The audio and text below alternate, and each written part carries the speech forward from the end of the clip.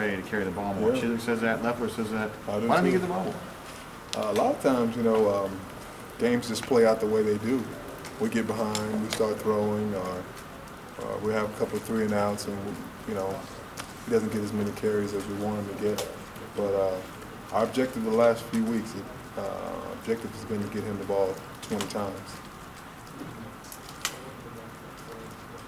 What is he? I mean, you talked about him being able to do. What has he shown you though the last couple of weeks in breaking tackles, doing those things, showing that aggressiveness? Yeah, he's just tough. He has some stick-to-itiveness.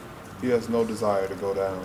Some guys really get tackled really easily, and some don't. And he's just 200 pounds. He runs like he's about 215. He's on a mission. He's conscientious. He's worked hard. It started in this off season for him. He got a lot stronger. He always had great balance, so now he has the strength to go with the balance. And I want to see what it's like when he can get it maybe 20, 25 times, maybe 30.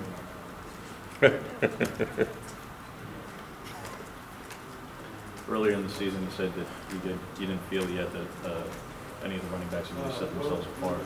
Clearly now, by what most of you are saying, Trey has kind of set himself apart. What's changed in the last month or so in that regard?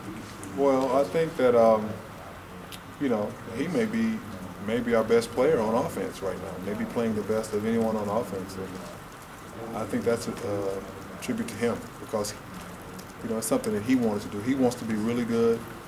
He's worked hard to be good, and he's committed. He's committed to Auburn. He's committed to this coaching staff.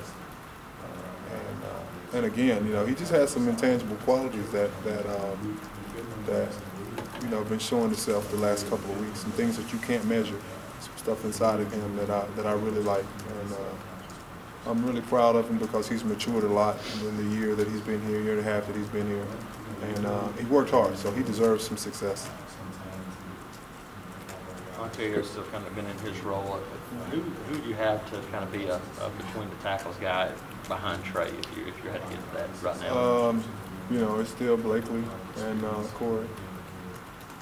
But Trey's not really willing to give up very many carries right now. So, and then we do some quarterback runs as well in there, so we'll be able to spell him some. We'll let Jay run in there every now and then, Jay Price. So that helps keeps the defense a little honest.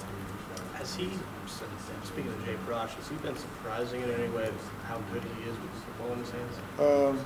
I think the surprising thing is how good his hands are, because in practice he catches everything. He's caught a few in games, but he catches everything in practice. So he's going to enable us to do some things offensively, kind of take advantage of his hands and the fact that he can get out in space, make a catch, and make a move.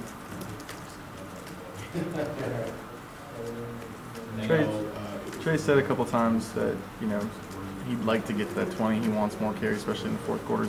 That's kind of the mentality you want to have out of running back. Yeah, right?